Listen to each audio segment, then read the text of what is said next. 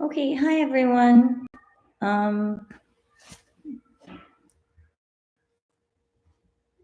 Sorry, there's a little delay in getting online. Looks like I'm talking to myself right now, so I will just wait to see if anybody comes online. Otherwise, I will just go through some things that you might want to remember for your evolution exam. Okay, so as a reminder for the evolution exam, it does cover all 5 weeks of material. So there are several resources that are already online for you that I would recommend you check out. Again, remember nothing is all encompassing except theoretically, unit guide that I handed out at the very, very beginning of the unit. But essentially, what's already on your on Google Classroom is you have the review sheet, you have the human evolution outline, you have I put online the oxygen video and the handout that went with it in case you didn't have that. And then I think left over from your quiz are things like list of terms and whatnot. So essentially, if we're talking about what's going to be on your quiz, on your exam, it's going to be everything from the exam, everything from the quiz, which is like natural selection, population genetics, Darwin, all those things on the whole list. And then added on top of that would be antibiotic resistance in bacteria, human evolution, evolution of skin color, as well as the stuff from, and yeah, I think that's it. So essentially, you want to make sure you're knowing all that stuff. Feel free to ask questions, since I don't know what you guys have questions on, and I will just kind of talk until I see questions. So let's start with VIST because I feel like that's something that people know they need to know for the quiz exam, and sometimes they'll have some questions about. So VIST is variation, inheritance, selection, and time. Hi, Howard. Like I said, feel free to ask questions. I'm just going to babble until you guys ask me stuff. So with V for variation, remember you're discussing the variation that exists in the population to start off with. It's best if you give specifics. You don't want to be too vague and saying like, there was a variation in, color, but you don't say what the colors are. So you want to give, and you remember if it is discrete, like blood type, then it will be like there were this blood type or that blood type, right?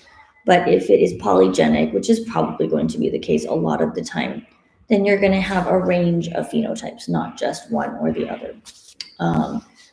Ideally, the V should be pretty short. It should really only just be at maximum 2 sentences, maybe even one, where you say what the variation is that existed in the population to start with, and then also what is causing that variation. So that would be things like mutations, crossing over, etc. Remember, with horizontal gene transfer, you're only going to use that with bacteria. So be really careful that you're not just throwing that term around. For the I, also very, very short. I should be for inheritance. And that would get into, again, very simple, the idea that whatever trait you're looking at is genetically inherited, and how it's passed down, you can say through things like sexual reproduction, etc. For the S, remember that is the meatiest part of your this, but still should not be too long. You're covering what is the selection pressure, who is being selected for or against. You don't have to do both, just selected for or selected against. Why they are, like what about their traits allows them to be selected for or selected against, and then the fact that then allows them to survive and reproduce more than others. Finally, we're going to have T for time, which is they're telling me now how the population has changed over time. If there is data, by all means cite it. You want to give specifics as to does it increase the frequency, which would be a discrete trait, or the average, something. And so you should definitely expect to have a VIST on your exam. Howard is asking, do we need to know how overuse of antibiotics quickens antibiotic resistance? Absolutely. You should definitely be able to explain how what antibiotics are in general and how their overuse is essentially speeding up the evolution of antibiotic-resistant bacteria. Okay, let's see, what else? So the topics on the exam, I'll go over the big ones, but I would also recommend you look back at your notes. We started the unit with evidence for evolution, right, 15-3, as well as natural selection and Charles Darwin. From there, we went to things like case studies of things, right? So we looked at all sorts of different examples, like the rock pocket mouse. Remember, I don't necessarily need you to know those examples, but they're all good examples of how you have natural selection at birth compared to artificial selection. We also looked at things like population genetics, genetic equilibrium. Let's see, what else? Let's see, conditions for genetic equilibrium, looking at also genetic drift, which remember is another way that you can see a population evolve, but it would not be then due to someone being better suited than someone else. It's more just by chance. And the two things that fall under genetic equilibrium, genetic drift, would be bottleneck effect and founder's effect. You also need to know things like, let's see, there's a list. So if I forget something, I apologize. I'm trying to remember off the top of my head. Human evolution, antibiotic resistance, evolution of skin color. You want to be able to talk about, let's see, types of selection, stabilizing, disruptive, directional, talking about, let's see, what else? The oxygen event, the oxygen catastrophe. In the bacteria antibiotic resistance video, I think I talk about how eukaryotes are thought to have evolved. That's the endosymbiont theory or hypothesis. Let's see, what else? My computer's kind of slow right now, so I'm not able to pull that up to show you. But remember, for the quiz, we actually made you a whole list of topics. And actually, at the time, I said, like, oh, don't worry about the antibiotic resistance ones because we hadn't covered that yet. But now you would include that as well. Let's see. Definitely be able to understand what allele frequencies are, how we would, again, sort of applying all sorts of different examples of evolution, like we did with the ice fish or the rock pocket mouse, things like that. You definitely need to know VIST, right? You will have a VIST on your exam.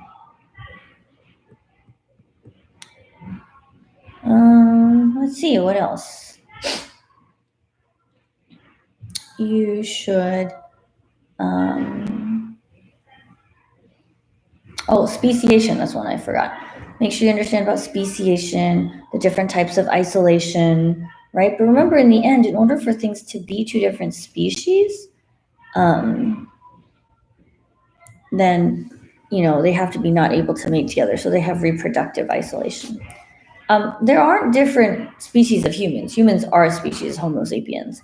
You do not need to know those, no. I want you to know from the outline sort of the major steps and traits that went into, human or hominid evolution, things like stereoscopic vision, opposable thumbs, etc. But I'm never going to ask you about specific names of species. We just really didn't get into that. Okay, how do you calculate allele frequency? So allele frequency is saying in a population of all the alleles in that population, like what percentage of them are each allele. So if we go with our breeding bunnies, right, we had big F and little f. And so with allele frequency, the idea would be like, well, if I have like 30 people in a class, or 30 bunnies, actually let's stick with bunnies, 30 bunnies, right, then each bunny has 2 alleles, so it's 60 alleles total. And if 30 of the alleles are big F out of 60, then the allele frequency would be 30 out of 60 or 0.5. Yes, monkeys and humans share a common ancestor. The one is not descended from the other, but rather it's thought that they diverged from a common ancestor. Oh, which brings all these structures, things like that. So I think that a lot of times people get those things confused, right? So you want to kind of use other things to help you remember them. Divergent versus convergent. Well, to diverge means to like come away, right? So a diverging point means like if it starts at a common ancestor and then things branch off, that's divergent evolution. Whereas convergent evolution is the idea that they're not actually really closely related, but due to their similar environmental pressures, they evolve similar adaptations. So, sort of the classic one is like a bird wing and a butterfly wing. Both have wings, but one's a bird, one's an insect. So one's an animal, one's an insect. And they have not evolved those wings in a similar structure, even though it serves a similar function. The A-level question will be the VIST. So you already know sort of what your A-level question is, you just don't know what the VIST is about. Okay, other questions?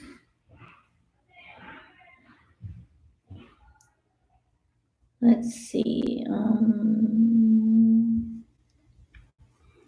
Like I said before, make sure you can do the different types of selection, right? Stabilizing, disruptive, and directional. So maybe for now, since there's no questions, I can talk to you about that. Remember, it's always like a before and after. So with the types of selection, you should have notes on this that I gave you in class, right? You have an original graph count, like a valve, where it shows you the numbers of organisms who have a particular trait within a continuum, within a range of traits.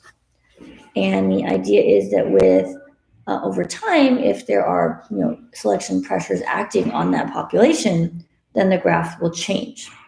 So with directional selection, you would have the entire graph shift over to the right or to the left, right? It could be going like things are getting longer and longer, or shorter and shorter, or taller and taller, and etc. So with directional selection, it sort of means that one extreme is favored, so you see the entire graph shift to one side.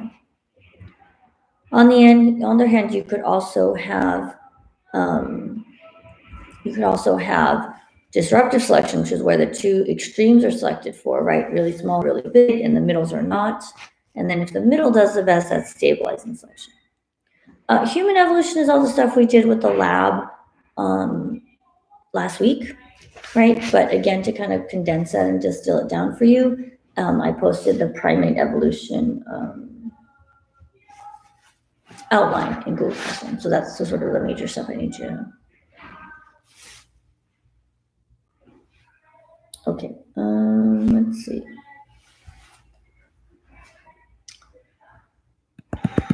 Antibiotic resistance, make sure you understand that, but understanding it, of course, in the context of evolution, right? Understanding that, first of all, antibiotics evolved naturally in fungus and bacteria because of this co-evolution between bacteria and fungi, right? Where they're sort of constantly in competition with each other. So when they make something that's going to disable the other one, that sort of gives them a leg up. The problem now becomes when you have, people sort of overusing the antibiotics. It basically gives the antibiotic resistant ones an advantage that they really didn't need, because if someone is taking a bunch of antibiotics and they don't really have an infection that they need to get rid of, then what they're really just doing is they're making the environment inhospitable or not nice for the for not only the bacteria, right, but they're also making it not great. So they're basically not making it great for the bacteria that are not resistant, and they're giving an advantage to the ones that are already resistant. So you're sort of creating a situation where normally they might just be sort of one at a bunch hanging out, but now if you kill everyone else off, right, they have the ability to reproduce and fill in all those extra spaces.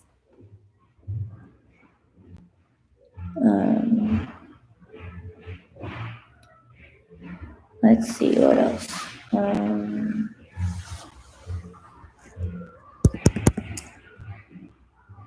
Well, let's see. Talked about VIST. Talked about speciation, right? I guess it doesn't hurt for us to kind of go over some of those methods of isolation. Remember, in this case, all speciation comes back down to the fact that the organisms are what we call reproductively isolated. They cannot, for whatever reason, mate with each other. It could be locationally, it could be because of their timing. But the idea is that if they are not able to mate together successfully, that would be called two different species. Okay. A lot of times, not a lot of times, it always does happen over time, right? It's not like instantly they can't mate together, but rather it's that over time, if certain mutations happen that make it such that, they're not so likely to, mate together, then it sort of encourages that speciation. A species can only lose a trait if it's being actively selected against, right? So it's not just like you don't use it, therefore you lose it. It's not that. It's rather that if there is a distinct disadvantage to having that trait, and then you're going to sort of see it disappear because now it becomes an advantage to not have it around. Do we need to know how? Yeah, you should know how humans impacted evolution. In the context of that very short outline of the paper I gave you, like the idea that we're selecting for generalists, not specialists, that we are, essentially impacting organisms' habitats. And when we do that, that's really sort of encouraging the ones we like, not the ones we don't like, but also encouraging our generalists, not our specialists. Okay. What else? Anything else?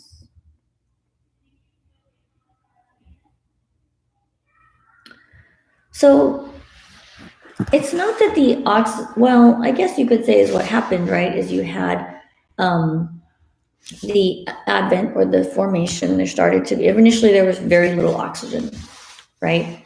And then the idea is that as these photosynthetic organisms went in and started creating oxygen through photosynthesis, then it also reduced the amount of CO2 and other greenhouse gases, which dropped the temperature. When the temperature dropped, it created this global glaciation. And then that global glaciation sort of essentially caused, they actually don't know exactly what makes the ice melt at any given moment, to be honest. They're like still trying to figure that out.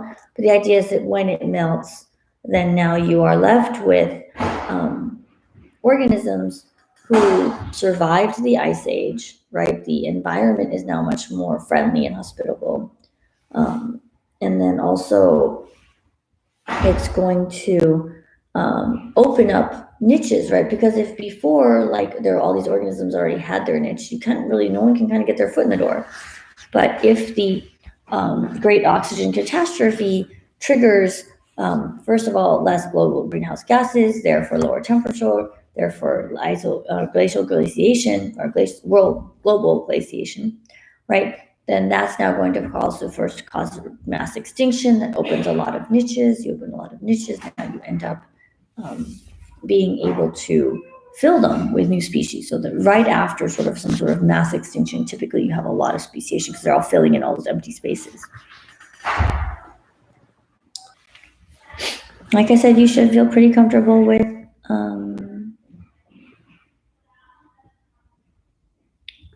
yes, so Josh was asking, is bacterial evolution the idea that eukaryote? Yes, they basically, like, how did we get organelles, right? They think it was a combination of like Pac-Man where one organelle ate another one, but then also, the formation of different membranes and things like that.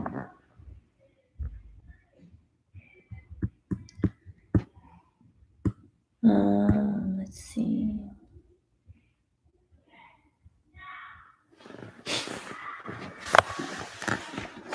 Let's see, what other questions might you have? Anything?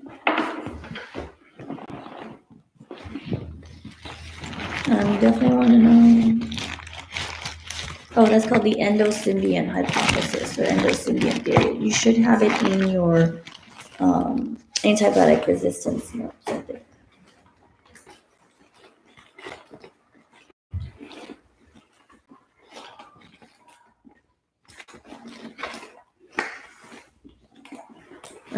Let's see, what else?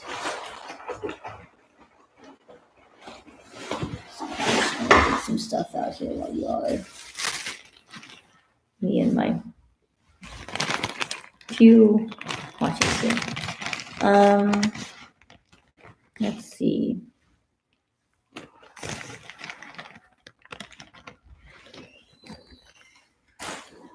Don't forget to state the selection pressure in a VIST.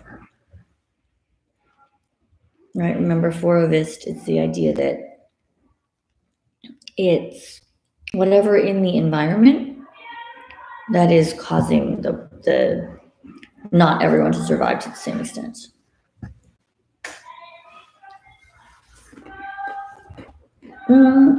It's not that you learned MRSA. I mean, I talked about it, and I don't need you to know too much about MRSA. MRSA is just a good example of what can happen when we breed antibiotic resistance, because MRSA is a type of antibiotic resistant bacteria, but that's all I really need you to know about. Now, if you're watching from a different teacher, then I can't guarantee that. I mean, it depends on how much your teacher went over, since I really didn't mention it, except in the video, it's really just meant to be an example of antibiotic resistant bacteria.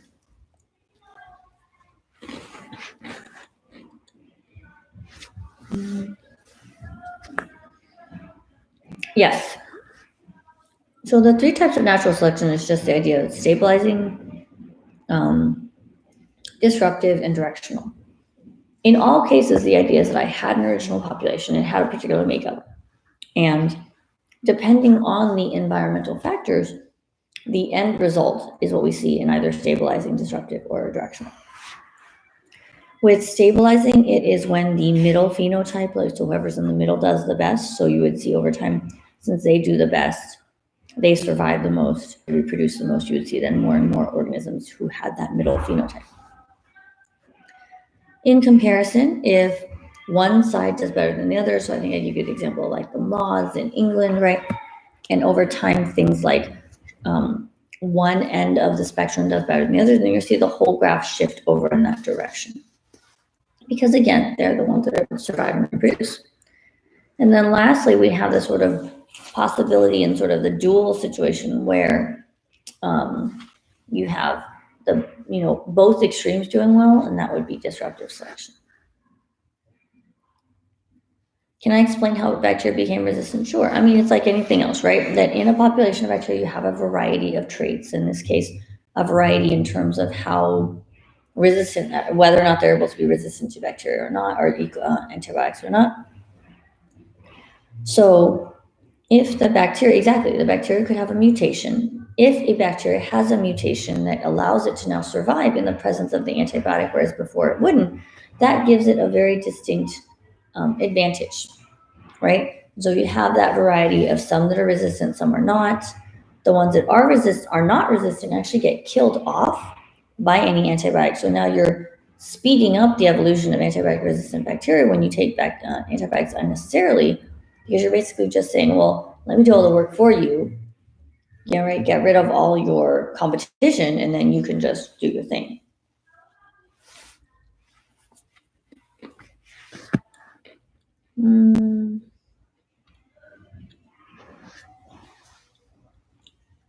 Anything else? Okay, so remember, genetic equilibrium is the idea that things are not changing.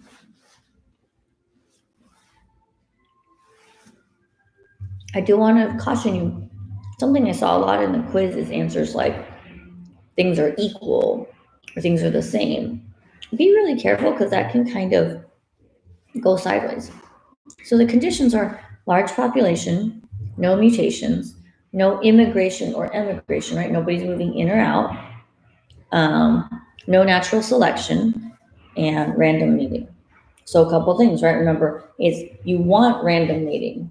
Some people are writing like no random mating, but no random mating means you pick. And if you pick, that means you might prefer someone, right? So large population. Hello, Lyndon.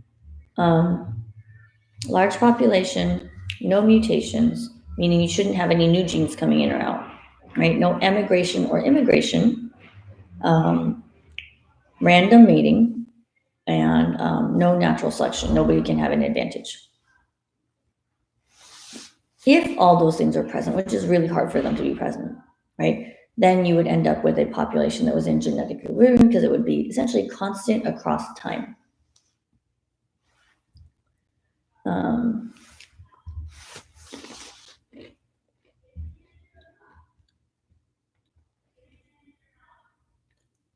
I think that was one of the things I saw the most. I would sort of be very careful. Don't just, it's not that nothing's equal in genetic equilibrium.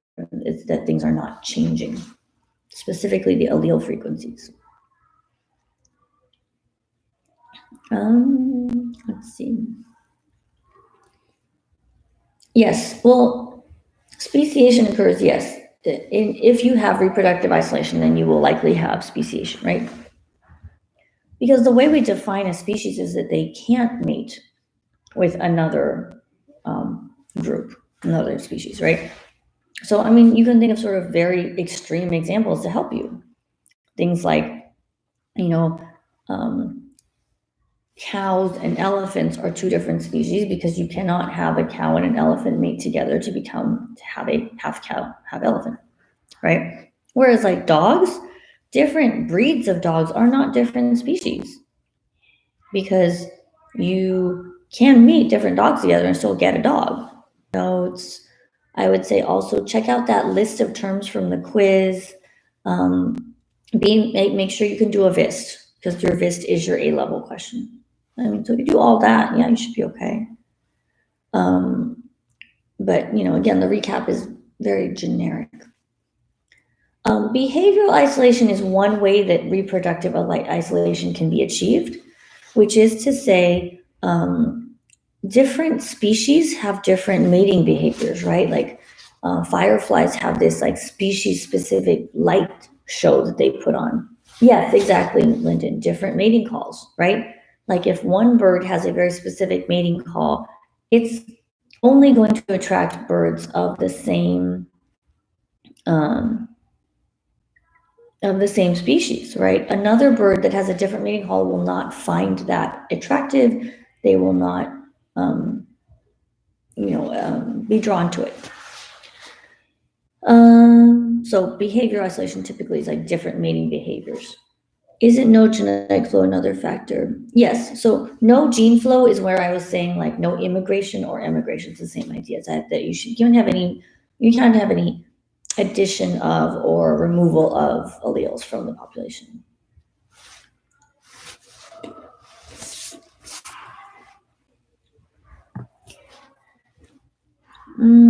Let's see what else.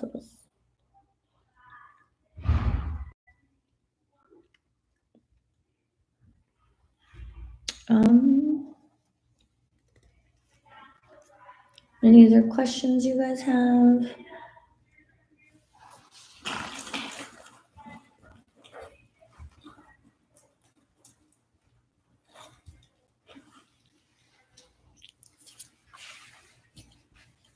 Let me think, what have we not talked about yet?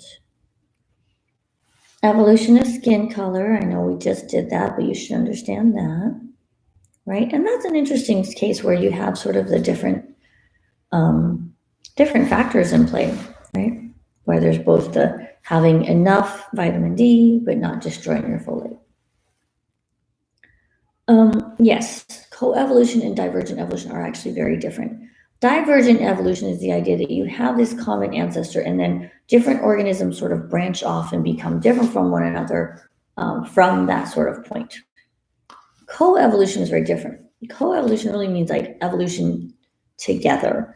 And in that sense, what I mean is like coevolution is when the interaction between two species helps to further their evolution, right? So something about the way they interact actually drives their evolution. So very, very different in that sense.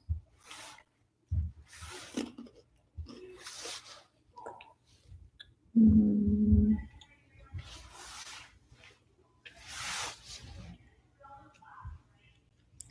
guess I could talk a little genetic drift a little bit. We haven't talked a ton about that, but we should probably talk about that. Okay. So remember, genetic drift is another way that evolution can happen, but the difference is it's random, right? Natural selection is not random. Natural selection is these organisms have the advantage, it allows them to do better, therefore they do better, they survive, they reproduce. Genetic drift is the idea that if by chance your population might change, you're still going to see a shift in the population, so it's still defined as evolution, right? So, for example, bottleneck effect and founder's effect. In both cases, something by chance changes the population, and now the resulting population that comes from that doesn't look like the original. It's always sort of changed from the original. So, with bottleneck effects, that you have an original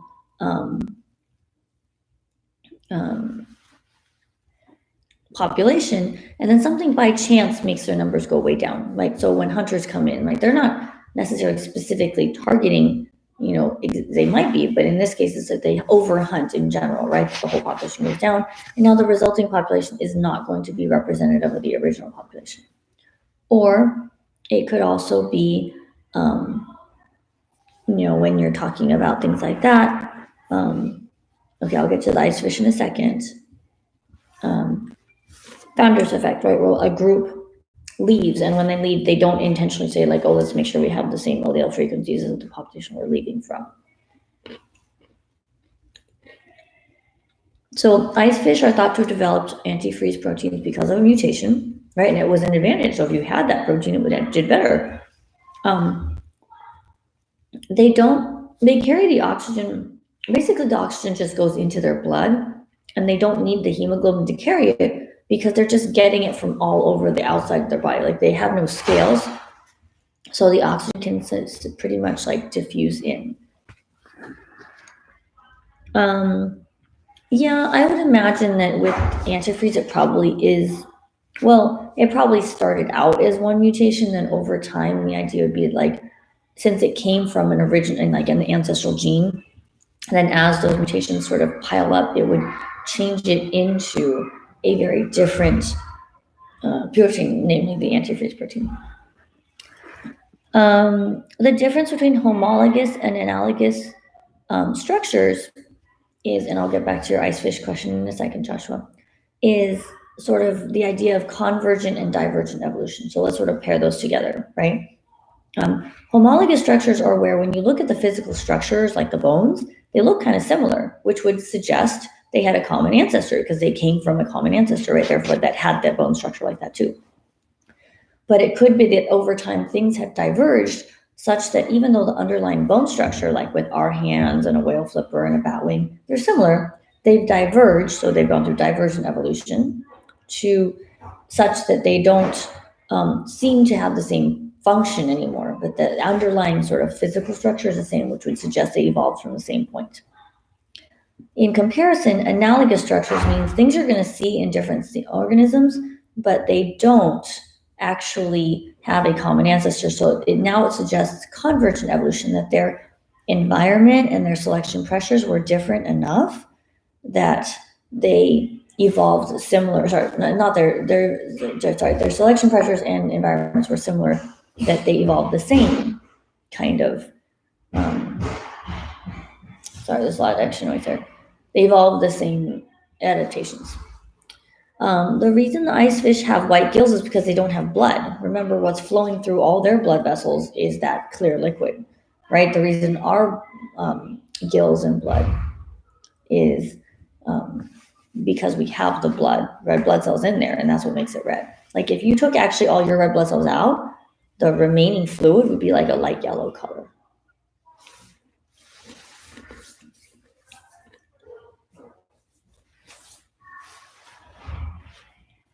Okay, last few questions. Looks like we got 2 minutes left.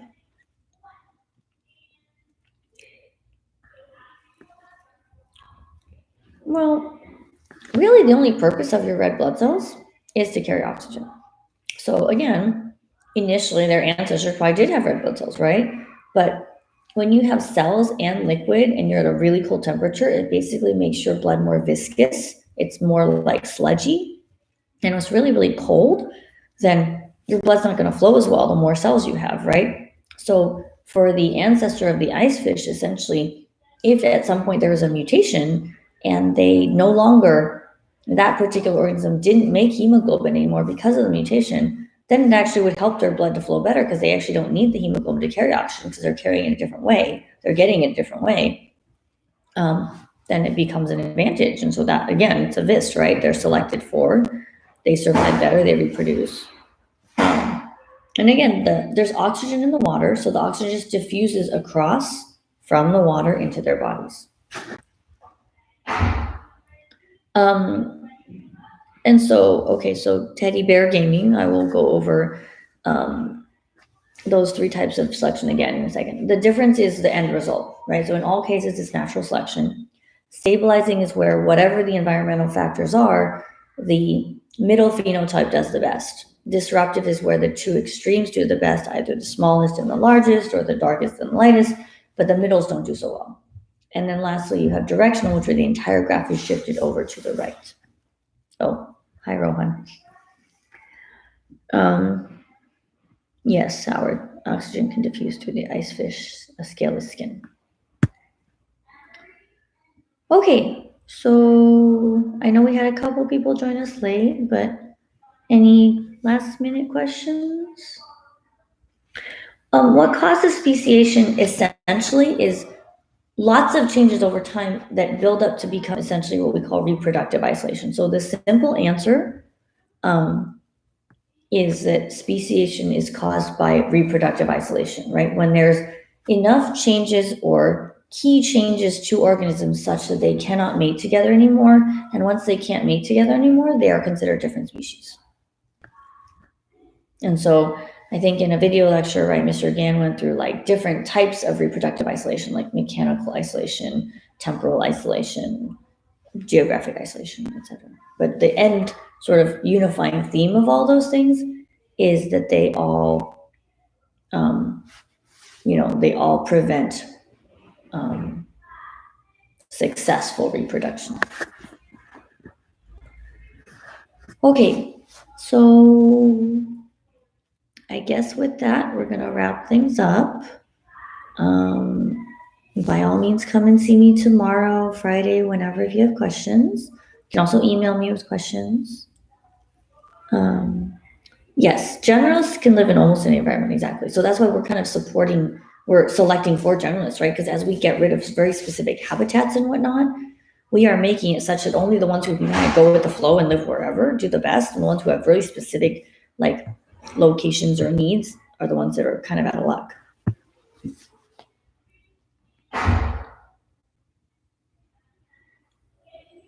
Okay, so that's quite an icon, my dear. Okay. All right, so I'm gonna wrap this up then. And like I said, just come see me if you've got questions. Don't forget all the resources that I have for you on Google Classroom. And have a great night, okay? I will talk to you all later. Bye-bye.